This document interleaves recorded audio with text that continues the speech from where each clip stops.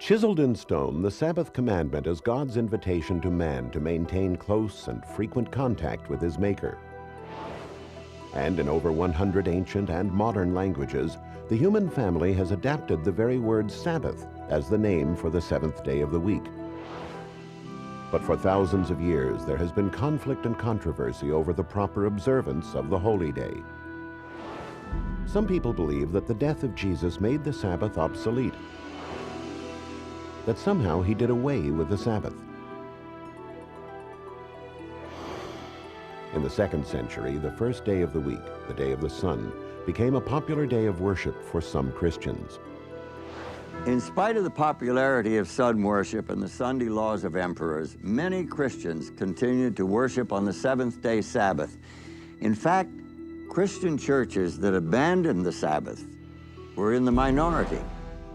But that didn't last. Sunday became an established part of Christian worship. The minority who kept the seventh day suffered through dark times of trial and persecution, but eventually interest in the Bible Sabbath revived. The matter is clear. It takes only our own records of days and weeks to make an end of the argument. It is the seventh day, the Sabbath of creation, that we need to keep holy. And now, the story of the Sabbath continues in the concluding episode of The Seventh Day, Revelations from the Lost Pages of History.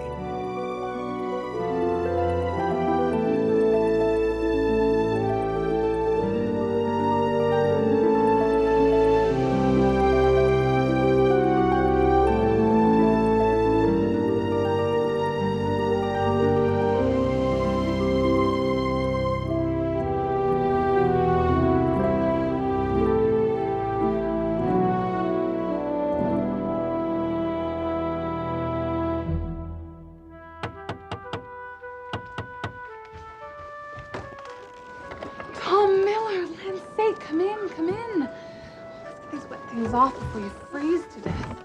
The governor sent me. It's a matter of great urgency. I must speak with your husband. He's not well, Tom, but I know he'll be glad to see you. Come and sit by the fire.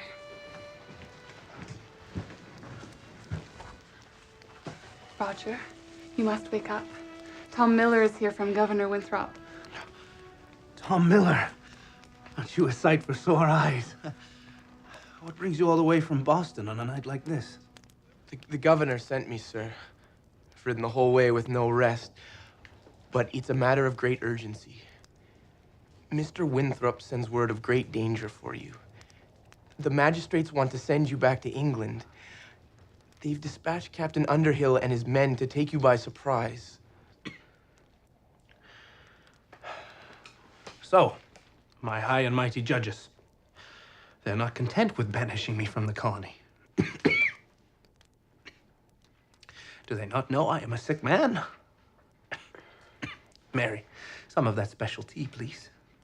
I would offer you some, but it's a rather bitter concoction. I was taught it by the wild Americans, the barbarians, as the Christians like to call them. And yet we are the ones who have stolen their birthright and occupied their homeland. And we call them barbarians. Thank you, dear. And I've got something for you too, Tom.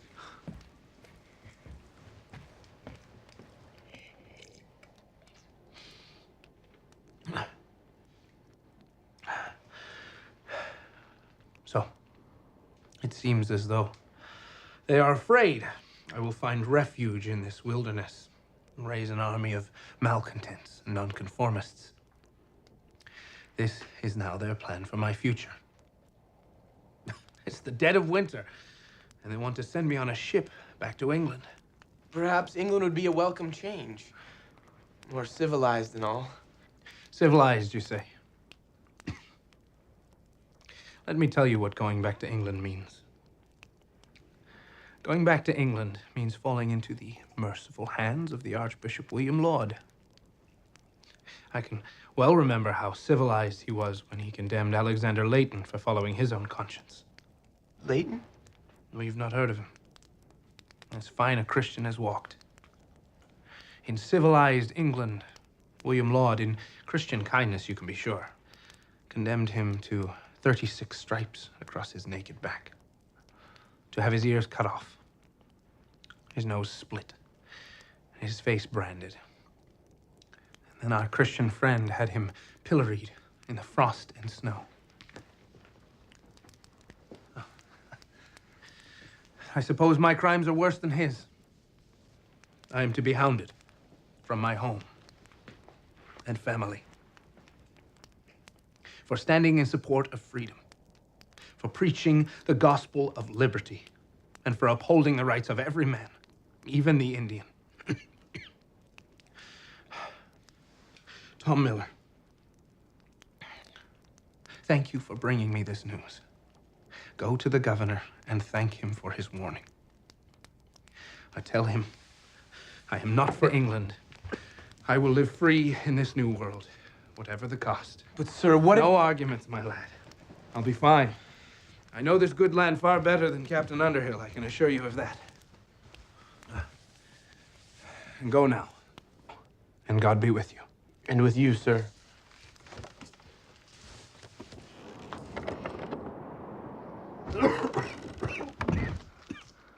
Good lad, that. Mary, those things you set aside for me, I need them now. I will leave tonight. Tonight? But you're ill. If you go out in that storm, it will be the death of you. It will be the death of me if Underhill catches me here. I must be gone and far off before he and his men ever arrive. Those things, please. Yes, I've got them here. I'm not sure which is worse, having Underhill catch you or you catching your death out in the storm. I'll take my chances with the storm any day. At least, kiss your babies goodbye. They will miss you terribly, as will I. Do not disturb them. You will all be in my thoughts every waking moment. And God willing, we will be together very soon. I must go now.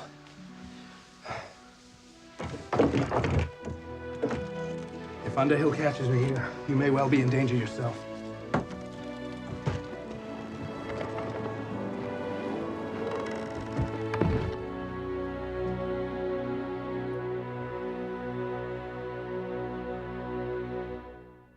It was January 1636 when Roger Williams left home and hearth to brave the icy cold of that New England winter.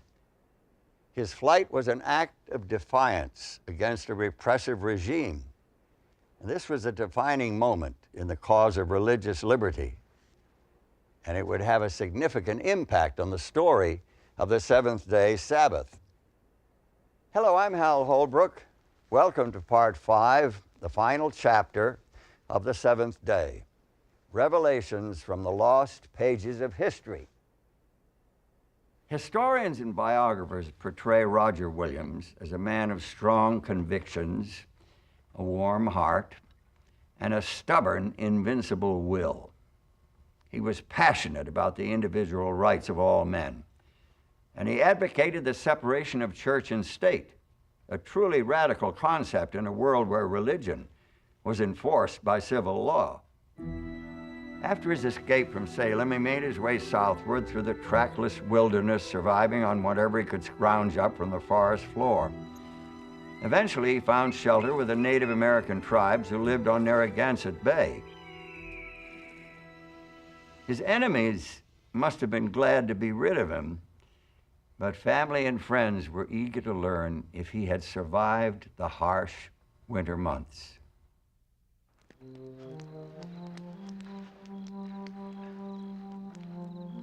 I'm sorry. I'm looking for my friend, Mr. Roger Williams. I was told you may know about him. Well, he was very sick and is more than likely... He's more than likely been nursed back to health by his good friends and is doing just fine, thank you. Mr. Williams! So, my young friend, you finally found me. Well enough. Does the governor still remember me? I could use some news about Salem or Boston. Come, sit down. Tell me. Well, sir, Mr. Winthrop bade me find you and wishes for news that you are well. And Mrs. Williams sends her love, too, and says that she and your daughters are fine and hope to see you soon. I am well, as you can see. And thanks to God and the kindness of my red friends here, I shall soon have a grant of land, and fairly earned. This is the land of liberty you are seeking. Liberty inalienable rights, and no power of government over spiritual matters. Does it seem strange to you that I claim freedom for every man? Well, the Puritans of Boston used the sword to enforce their religion. But to force religion on an unwilling convert is nothing less than the rape of a soul. See, Tom, the sword of man can force an entire nation into a sort of formal religious pretense. But that is worthless before God. It is only the sword of his spirit that can rightly rule over matters of conscience. So, when you go to the governor, tell him, I must act according to my conscience. I will have a land of freedom, where men may live and worship according to their consciences. And take word to Mary that I will send for her soon. I miss her and the babies very much.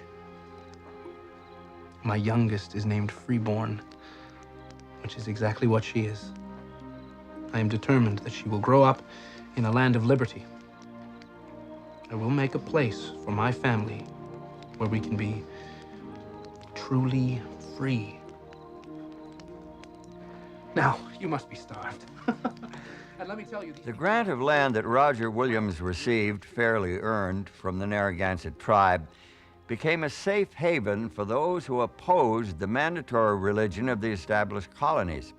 His vision of personal freedom is immortalized in the charter of the Rhode Island colony, the colony that he founded. Here's what it says: "No person within the said colony at any time hereafter shall be anywise molested, punished, disquieted, or called in question for any differences in opinion in matters of religion." And there were differences of opinion, many of them, including the matter of the weekly day of worship. Roger Williams' own correspondence shows that he recognized the seventh day of the week, Saturday, as the Bible Sabbath.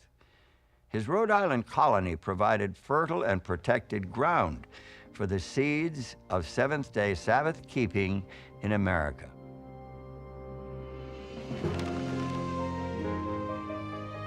News of Roger Williams' radical new colony aroused widespread criticism in England. But the promise of freedom from religious tyranny was appealing to many, and they were willing to brave the sea and the wilderness frontier in their quest for liberty. Among those who boarded the ships was a Baptist couple from Tewksbury, Stephen and Anne Mumford. They are the ones who carried the seventh-day Sabbath to the New World. In 1665, Stephen and Anne Mumford arrived in Newport, Rhode Island. They likely came because this was where there were Baptist churches, a colony where there was complete religious freedom, the only colony with that freedom. They may also have come for economic reasons. Mumford was a businessman, very successful later on, and this was a busy commercial port. In December of 1671, the Mumfords and a handful of others formed the first Seventh-day Baptist congregation in America. The group flourished within the protected environment of Rhode Island, but when members ventured beyond the shelter of their home colony, they ran into trouble. In Connecticut, for example, members of the Newport Church were fined, even imprisoned, for working on Sunday because their worship day was Sabbath, and that was a way that the state could harass them for their nonconformity. Those early Seventh-day Baptists saw that their Sabbath beliefs and practices would stir up conflict in any Sunday-keeping community. Their solution was to heed the call of freedom on the expanding frontier. The pattern of establishing churches at the edge of the frontier, which happened over and over again, partly was because it was easier to find uninhabited land, to start the town, to start the church, to create other institutions that were conducive to Sabbath keeping and to religious freedom in general. And so it became a way of extending the Sabbath because as other people came to the community, they were drawn in very often. And this happened all the way across the country so that by 1900 their churches were scattered clear to California. But as the years went by, it became more and more difficult for Seventh-day Baptists to steer clear of trouble. The frontier territories became states. Some of those states enacted Sunday laws, and that brought unfortunate even tragic consequences. Well, it must have been back about, 1885. They come out from somewhere in Ohio, the two of them, she still in her teens. They were just married, and they came out to live their lives in the Promised Land. Danfield, that may have been the name. He was John. I don't think I ever really knew her name. She, pretty little thing though. She, hard worker even when she was expecting. They took that land over by the state line, 4 or 5 miles from town. They had a horse, a couple of cows, and really did a nice job with that place. They had a fine cabin and a good well, and that first year they grew up a right nice garden. Now, most folks in this area are religious. These people were Seventh-day Baptists, you know, the ones that take Saturday for Sunday. Living so far out of town, I thought that their religion would be their own business. But they did have things sort of mixed up, not working on Saturday. Sabbath, they called it, and they treated Sunday like any other working day when the other people were going to church. Anyway,